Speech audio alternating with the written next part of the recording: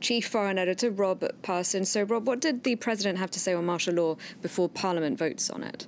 Well, it was interesting because it's rather a watered-down version of what some people had been expecting. Most had been expecting that President Poroshenko would go for a 60-day introduction of martial law with much tougher restrictions, including perhaps postponing the elections, which are due next year.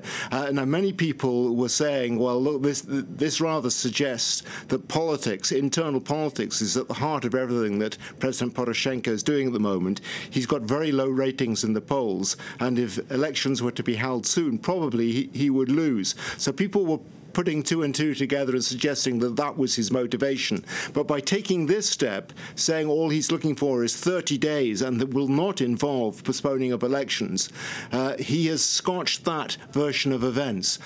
He's just keeping the pressure up, though, on Russia, keeping it in the international focus, and making sure that there is a state of readiness inside Ukraine.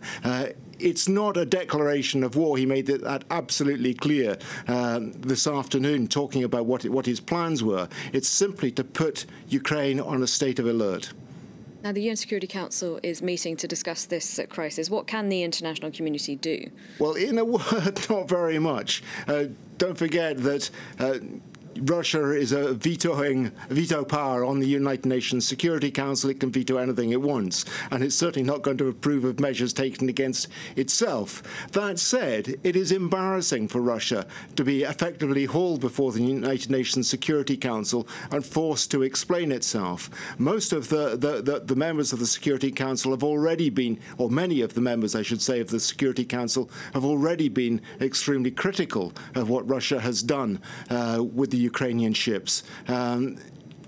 Others around the world have as well, organizations like the European Union and NATO. But at this point, you know, one shouldn't expect too much, I don't think, from the Security Council. It will talk about it, but it cannot impose sanctions of any kind on Russia. The danger for Russia will be that unless it responds to the criticism from the United Nations Security Council, that other organizations and states may indeed be considering putting fresh sanctions on Russia as a consequence of its decision to block the Straits of Kerch and access to the Sea of Azov to Ukrainian shipping.